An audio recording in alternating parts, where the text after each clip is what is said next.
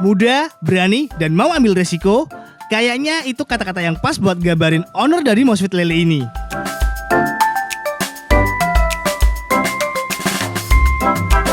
Banyak kisah inspiratif yang bakal bisa kita ambil dari si owner ini.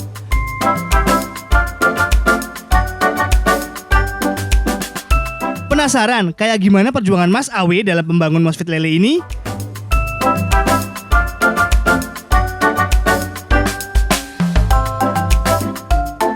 Selamat pagi, siang, sore, ataupun malam pemirsa yang ada di rumah. Kembali lagi di program Ini Usahaku bersama saya. Masih bersama saya, Mas Daniel Arif Sanjaya. Karena host yang satunya sedang cuti, ya, karena Mbak Hani itu sedang melahirkan. Saya ucapkan selamat dulu buat Mbak Hani atas lahirnya buah hatinya. Semoga jadi anak yang soleh-solehkan. Nah, di Ini Usahaku kali ini saya sudah berada di daerah yang namanya Gunung Pati. Tempat Semarang bagian atas yang masih banyak lahan hijau, tempat sejuk, dan pokoknya mengasihkan lah tempatnya lah. Sama salah satu owner pengusaha yang masih muda, muda, beda, dan berbahaya. Langsung aja Mas, perkenalkan namanya siapa? Perkenalkan, nama saya Ribo. Wis. Awalnya berasal dari Jakarta. Tapi lambat laun kok nyaman di Semarang. Cinta dengan Semarang ya? Cinta dengan Semarang gitu kan. Jadi saya awal tahun ini pindah KTP-nya di Semarang. Luar biasa, orang yang ada di ibu kota dipindah ke kota Semarang. Ini nih, apa yang bikin Mas Ari, panggilannya tadi Mas Panggilannya Awe. Disingkat A dan W gitu. Oh, Ari Wibowo. Iya. Masih syuting produk yang Vatigon Spirit itu. Oh iya, kalah ganteng saya Mas. Kalah ganteng. Oke, Mas Awe ya? Iya, Awe Mas aja ya, asik ya. Oke. Kenapa nih pindah dari Jakarta ke Semarang, kenapa? Apa Karena yang bikin Mas Awe? Awalnya tuh saya kan kuliah di Undip ya. Undip. Terus sering jalan-jalan gitu kan ke Jogja, Solo, Salatiga, motoran biasanya. Wih. Itu tuh ngerasa tuh beda gitu kan, karena mayoritas tuh kita di Jakarta tuh hidupnya ya gitulah, capek di jalan, terus banyak gedung-gedung, panas gitu kan. Begitu di Semarang tuh enak banget rasanya, kayak nyaman aja gitu. 3 perbedaan ada apa dari Jakarta? 3 perbedaan Jakarta Semarang. Iya. Oh nanti ini ada ini kan? Ya. Takutnya nyebut kota agak. Makanannya? Makanannya murah-murah. Ya, Wih. pertama murah, terus piknik deket-deket kan. Terus apa lagi ya? Ya, Nyaman. orangnya baik-baik. Wah, terima kasih sekali, sangat luar biasa apresiasinya buat Kota Semarang dari Mas Awe langsung loh. Nah, ini usahanya apa Mas? Mosfish UMKM, budidaya ikan lele kekinian. Apa yang bikin kekinian? Lelenya bisa ngomong, "Hey guys." Apa pernah dibikin pecel lele, es krim pecel lele sama Siska Kol? Wah, bukan. Ya, kekinian itu gini Mas. Kebanyakan kan orang kalau budidaya lele itu kan konvensional ya. Dia cuma modal kolam terpal tapi nggak ada sirkulasinya. Nah, kalau kita tuh pakai sirkulasi. Jadi airnya tuh tertreatment terus dulu, muter terus setiap jam gitu. Jadi ikan lele yang kita taruh di kolam itu lebih banyak. Misalkan konvensional cuma 1.000 nih, kita bisa 3.000. 3.000 ya? 3.000 ekor. Kayak gitu. Oke, udah.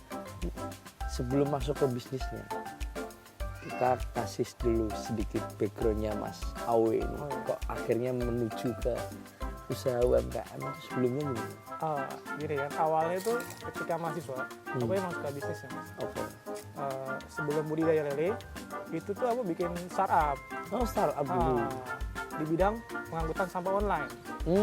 Jadi kita buat aplikasi, terus kita pasarin ke pengepul-pengepul. Gini loh, kalau mengangkut sampah itu lebih gampang pakai aplikasi yang kita buat. Jadi kita tahu nih, alamat mana aja yang harus kita ambil. Kayak gitu. Nah, terus aku udah penghargaan tuh dari Wirausaha Muda Mandiri sama Bekraf. Cocok. Dapat 2 penghargaan dari Bekraf sama UMM. Akhirnya saya makin tertarik tuh buat usaha. Tapi terkendala waktu itu kayak kan masih bootstrap ya, masih tahap awal. Tahap awal ya. Kita tuh lebih banyak ruginya daripada untungnya. Udah gitu waktu itu kan kondisi ayah juga lagi sakit ya. Jadi butuh dana, terus orang tua juga butuh kehidupan buat memenuhi kehidupan hari-hari. Akhirnya saya bilang ke teman saya nih yang ngedirin startup saya bareng ini ya, "Bang, gue keluar ya dari ini gitu, dari startup yang gue buat gitu kan. Nah setelah keluar ada tuh teman di UMM waktu di apa seleksi wirausaha muda mandiri. Terus saya ditawarin karena juga sering curhat-curhat, sering sharing-sharing terkait startup. Dia bilang gini, Bang Owe masuk ke tempat kita aja dah gitu. Namanya Zen Money yang saya jalani sekarang gitu. Udah, boleh deh Bang gitu kan. Niatnya si foundernya ini emang pengen ngebantu ekonomiku dulu. Akhirnya saya gabung ke dia. Itu pertama gajinya tuh nggak tahu berapa nih. Dia malah bilang kayak gini, lo mau digaji berapa Bang? Bilang aku gitu kan. 3 hari aku bingung Mas, panas dingin. Gaji berapa ya gitu kan. Akhirnya nyerah kan. Bang, terlalu lah, gue mau digaji berapa? Yang penting gue bisa ngebantu Zen Money ke depannya lebih baik gitu. Oke. Akhirnya tentuin sama dia gajinya berapa gitu. Sampai sekarang masih ada di startup Zen Money? Ya, masih di Zen Money. Dan itu aku ditugasin, satu-satunya yang ditugasin di luar kota selain Jakarta. Wih. Jadi punya kebebasan tersendiri kalau dibandingin sama tim-tim yang lain. Oke. Gitu. Kerjanya juga lebih fleksibel. Ya, gitu. Zen Money sama sekarang Mosfish. Mana namanya Mosfish? Mosfish. Ya. Budaya ikan lele kekinian. Nah, kenapa menujunya ke lele? Dari startup sama online, Zen Money itu bergeraknya di bidang apa? Kalau Zen Money itu bergerak di transfer uang antar negara ya. Transfer uang antar negara. Pertamanya ya, itu kita targetin untuk TKI. Oke. TKI, jadi TKI yang ada di Malaysia, Singapura, Hong Kong. Itu kalau mau transfer uang pakai kita tuh lebih murah. Kalau dibandingin dengan aplikasi yang lain. Oke. Dan beberapa brand-brand yang lain. Terus kita juga bikin aplikasinya itu bisa buat untuk PPOB kayak pembayaran listrik, pulsa, gitu. Semuanya. Itu udah ada di Play Store semua. Oke. App Store. Akhirnya akhirnya bisa menuju ke budidaya ikan lele. Itu karena Triggernya apa? Didik apa? Pertama tuh selain itu ada lagi Mas, project Mas. Oh, ada lagi. Kayak Gomart gitu loh. Projectnya banyak sekali. Kayak Gomart. Jadi kan Gomart itu kan dia fokusnya ke pasar-pasar ini ya. Tradisional kan? Ya.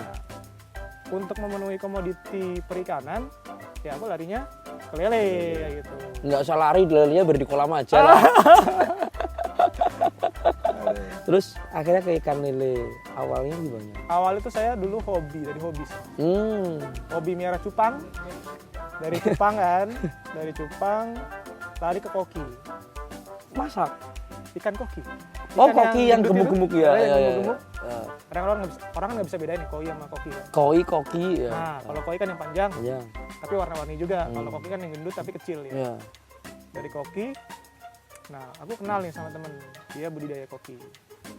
Nah, kolamnya ini dulu bekas pembenihan. Awalnya dari situ saya tanya-tanya, dia masih punya benihnya juga kan, masih punya benih, masih punya indukannya juga. Mas ini dulu tempat apa gitu kan, tempat lele Mas gitu. Akhirnya saya tanya-tanya terus tertarik. Dan begitu awalnya juga karena melihat background dari keluarga ya. Dulunya tuh petani gitu kan. Kondisi sekarang lagi sulit banget. Akhirnya terpaksa lah saya bawa semua keluarga dari ibu ya. Dulunya di Sumatera jadi petani, saya bawa yang ke Semarang. Saya bikinin usaha ini. Lele ini. Ini udah berlangsung berapa lama?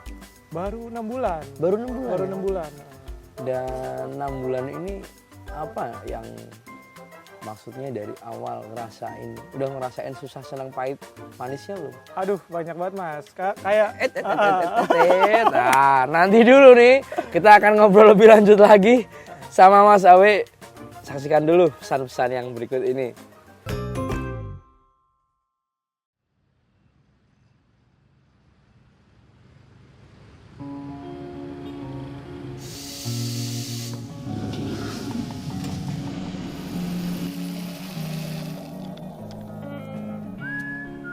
Dengan penuh semangat kami bangga mencari jalan, berkembang bersama Kota Semarang.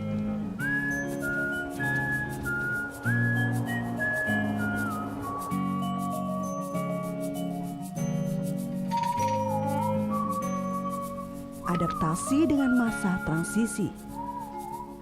Kita tumbuh bersama, menjalin rasa, menopang sesama. Kita yang menentukan untuk generasi di masa depan.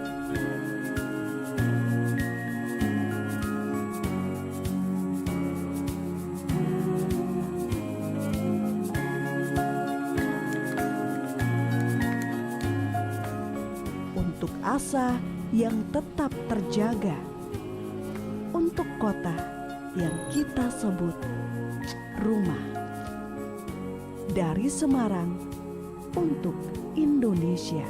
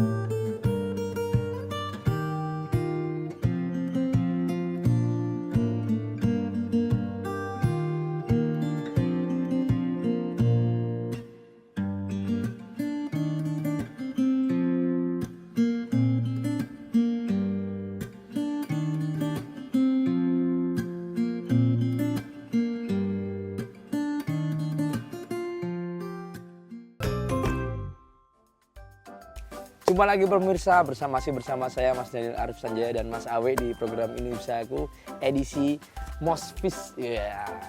Tadi Mas, pahit manis. Terus enak nggak enaknya 6 bulan. 6 bulan, awal itu kan Maret ya. Sebenarnya pengen mulai itu awal Januari. Oke. Tapi saya operasi mata tuh. Karena ada saraf yang putus di mata saya tuh, sebelah kiri kan. Akhirnya saya mulai recovery-nya itu 2 bulan. 2 bulan recovery, saya tidur tengkurap. Tersiksanya itu parah banget itu. Tersiksa parah. Saya nggak mau ngerasain lah, dengerin aja ngilu saya. Terus akhirnya saya mulai awal Maret. Saya ngebangun sendiri, bantu sama kakak saya. Abang tadi ya. Buka usaha di tengah pandemi. Nah itu, ya itu.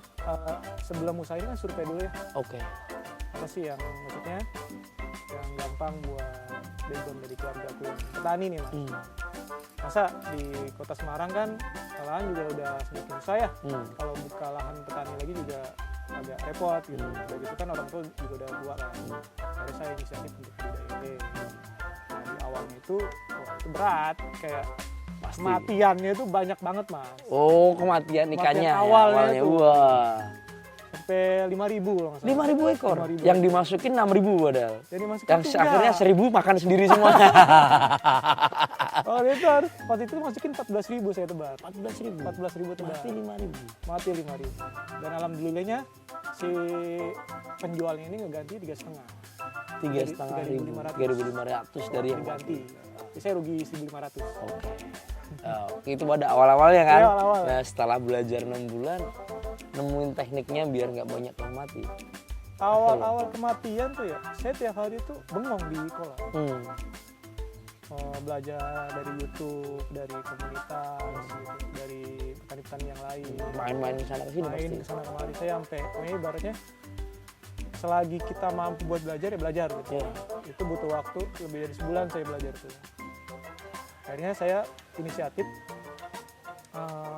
ngebuat kolamnya pakai sistem sirkulasi. Oh, akhirnya membutuhkan sistem sirkulasi. Karena kan di relay itu banyak ya. Selain sirkulasi, ada bioflok, ada booster, ada konvensional.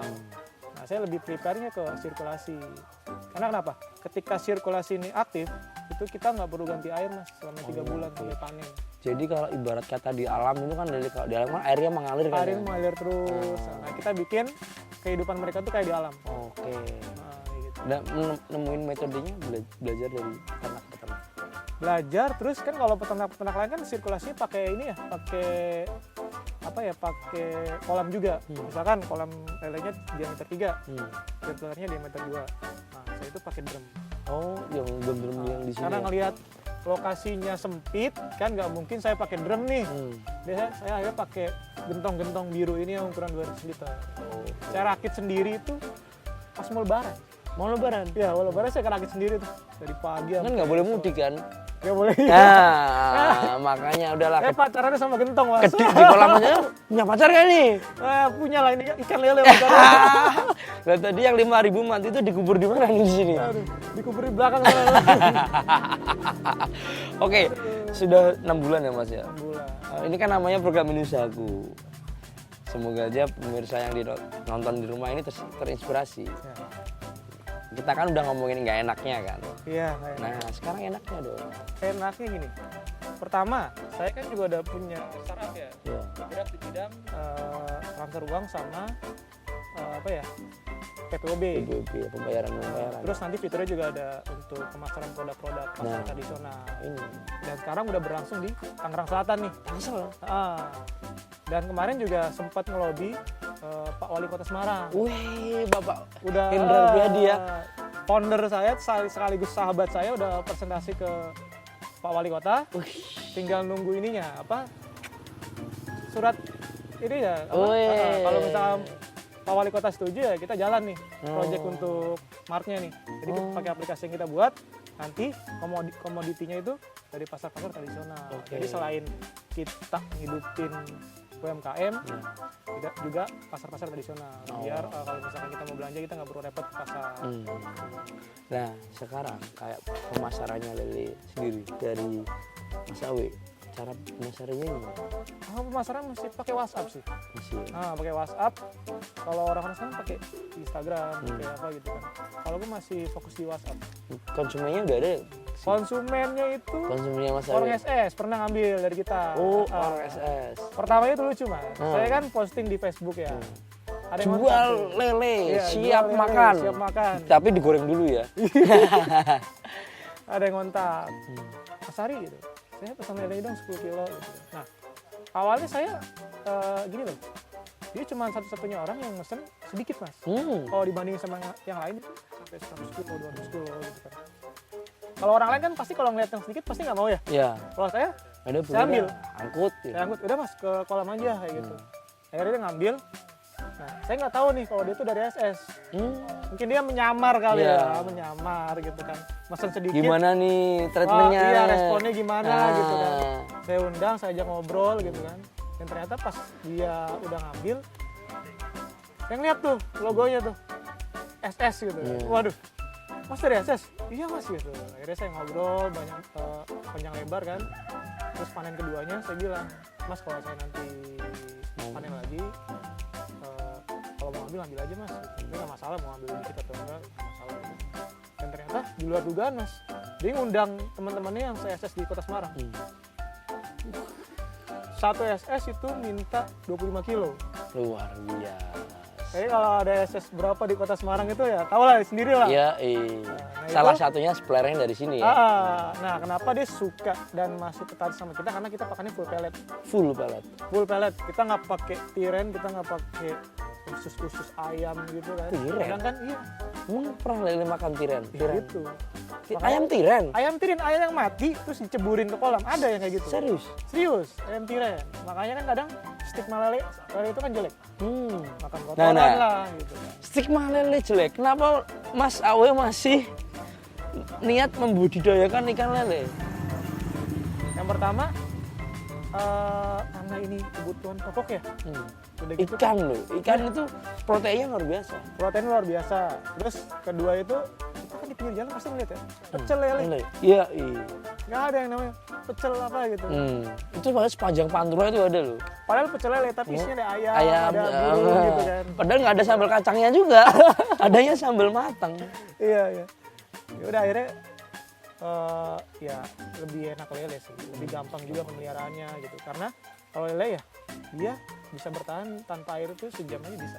Tanpa air? Tanpa air masih hidup dia. Kalau dibandingkan ikan yang lain ya kayak bujaya, ikan patin, itu kalau tanpa air dia udah mati. Gitu. Oke, nah sekarang kan berarti kan udah kedepannya Mas Awe ini misalnya ini mau di bahasanya UMKM naik kelas kan? Ya, ayo karena dong. pembayarannya juga modern. Oke. Pakai aplikasi yang saya buat sendiri nih, Ya. sama teman-teman kan. Yoi, UMKM naik kelas. Ini mau naik kelas kemana? Naik kelasnya kalau orang-orang bilang ya. Kadang ada Apalagi yang kan pegiat target mengkampanyekan, kan. UKM naik kelas, itu naik kelas kemana? Nah kalau kita emang Nanti dulu. Pemirsa, saya akan bikin penasaran pemirsa terus. Sebelum kita lanjut ngobrol lagi di segmen selanjutnya, kita saksikan dulu pesan-pesan yang berikut ini.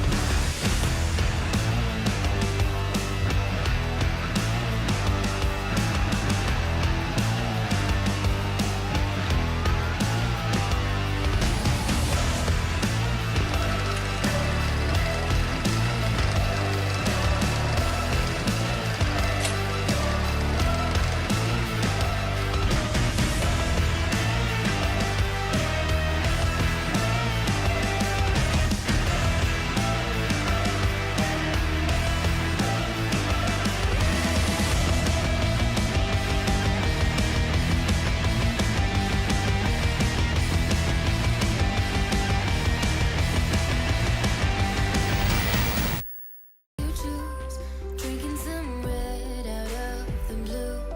You say my name with your accent, makes me remember how much I missed you. Hope you're planning to stay for a million days. You'll be my summer in December. Hey boy, trust my intuitions always. I'm not superstitious, I got lucky. Stole your heart and it was mine for the taking.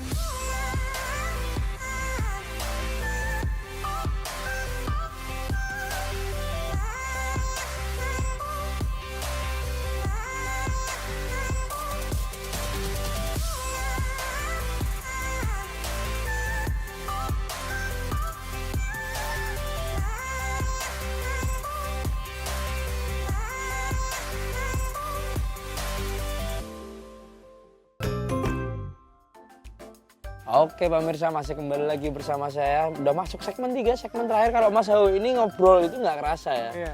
Karena memang narasumber-narasumber yang asik tuh menurut saya waktu itu terasa cepat. Weh. Ini Mas, segmen 3 tadi apa ya? Pemasaran ya? Ya pemasaran, iya. Naik kelas. Naik kelas. Nah, tadi kan aku nyebutin aku punya startupnya ya. Nah, ada proyekan baru. Itu namanya Smart Biz. Apa? Smart Biz. Smart Biz. Ya. Smart Biz. Smart Biz apaan? Smart Biz. Smart Biz itu kayak dia itu bentuknya nanti web kan.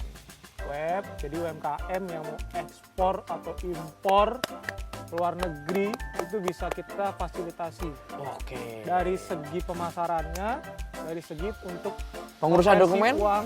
Kalau dokumen nanti insya Allah kita bantu juga. Mas. Wah. Tapi kita lebih ke transfer uangnya. Transfer uangnya. Sama Oke. pemasarannya. Oke. Biasanya kan gini, orang kalau mau ekspor ini kan sekarang lagi naik-naiknya ya. Ya, Kita kan kirim itu ekspor ya. ya. Ekspor Apalagi- keluar, kalau impor dalam. Apalagi tanaman yang saat ini lagi tren, porang. Wah, apa itu mas? Saya Porang belum bener. belum tahu. Pak Saya Jokowi pecinta kemarin- tanam, saya pecinta lele soalnya.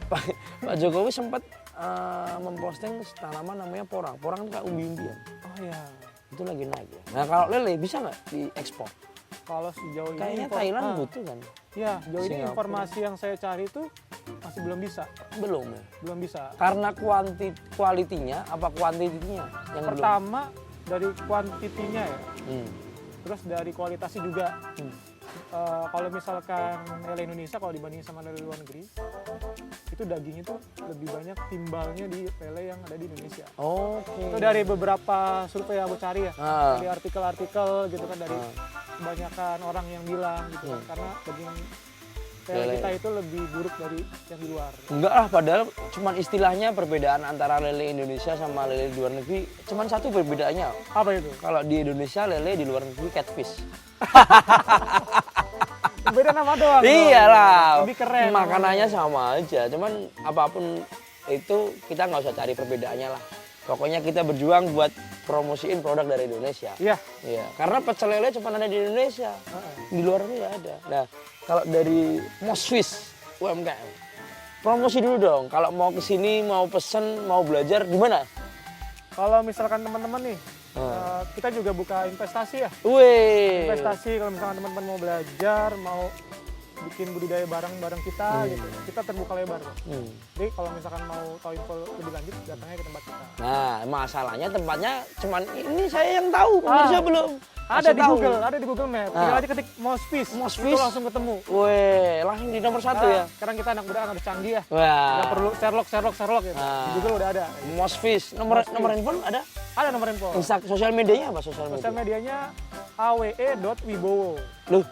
Oh, kalau itu Iya toh. ini Belum Mosfis ada? itu belum ada. Oke. Masih baru gitu loh. Masih baru. Itu Instagram pribadi. Oh, masih aw.wibowo ya. Ah. Oh, terus rencananya ke depan. Rencana ke Mosfis mau depan, dibawa kemana? ah, Mosfis. Selain kita memperbesar ini ya, lahan budidaya, kita juga buat produk turunan. Oh, produk turunannya, produk jadinya kan pasti Produk kan? jadinya, yang pertama itu kita buat abon ikan kualitas premium, Kualitas premium. yang beda dari pasaran. Oke. Dari segi rasa, packaging juga. Packaging. Oke. Terus, Terus yang kedua itu kita buat tele tapi udah dibersihkan gitu loh. oh, Jadi frozen. Tinggal frozen. Tinggal Goreng. Hmm. Nanti kita bikin konsep kayak mie goreng gitu loh. Bumbu terpisah. Wah, cocok. Dari packaging juga nanti kualitasnya beda dari packaging kebanyakan produk perikanan yang lain gitu. Nah, ini adalah satu hal yang tidak dimiliki mungkin banyak beberapa pengusaha. Ah. Jadi memikirkan packaging, Packaging, memikirkan rasa. promosi, memikirkan rasa. Kasih pesan dong Mas buat pelaku UMKM yang lain. Pesan apa nih? Ya, Untuk menyemangati mereka. Iya, nyemangati gitu. lah pastinya lah. Termasuk sebenarnya pesan itu buat saya sendiri juga. Cuman biar pemirsa, pelaku UMKM lainnya juga ikut terinspirasi. Bagaimana sih mempromosikan UMKM-nya itu? Bagaimana sih bikin orang itu tertarik dengan tempatnya? Nah, itu kan penting kan, daya tarik. Termasuk salah satu daya tarik sama daya jual kan. Orang, wah bungkusnya enak ya. Kalau warnanya merah berarti pedas. Ya kan gitu kan, kayak gampangnya nih. Asam bungkusnya kuning tak pangan jebul pedas kan ngono. Iya. Kasih tahu. Kesan pesannya sih, ini saya juga belajar dari mentor ya. Mentor saya juga Siapa mentornya? mentor, pernah dengar nggak Sera Production? Oh pernah. Nah itu Ini mentor barusan pribadi mentor. saya itu. Wah. Dia produknya udah di Produknya kebanyakan apa? kebanyakan tuh kayak merchandise gitu loh. Oh merchandise. Dia udah Pertamina megang, ibaratnya dia banyak megang project Banyak. BUMN. BUMN. Jadi dia ngajarin saya kan, dulu ya, gitu. Saya promosi itu door to door, kirim surat Oh, ke door to door. kantor-kantor. Iya. Ke kantor-kantor ngirim surat gitu. Terus kalau misalkan zaman sekarang ya, promosi harusnya lebih mudah. Lebih mudah dan Karena ada sosial media, penyebar luasannya bisa lebih cepat. terus ada aplikasi-aplikasi pendukung untuk pemasaran gitu kan. Harusnya sekarang lebih mudah dibanding sama yang Door saya to door. lakuin dulu katanya Iya, gitu. Saya dulu aja bisa, kenapa sekarang nggak bisa kayak gitu. Buat anak muda kayak kalian kayak gitu. Soalnya kalau misalkan dulu itu lebih sulit kayak gitu. Oke. Terima kasih Mas Awi buat waktunya. Iya. Nah, terima kasih juga sudah mau menjadi narasumber di YouTube channelnya Pemkot Semarang di Semarang Pemkot. Buat pemirsa yang ada di rumah juga saksikan terus program Ini Usahaku, Hobi Jadi Rezeki, Lokal Hero, Ngobras hanya di YouTube channelnya Semarang Pemkot. Jangan lupa like, subscribe, komen.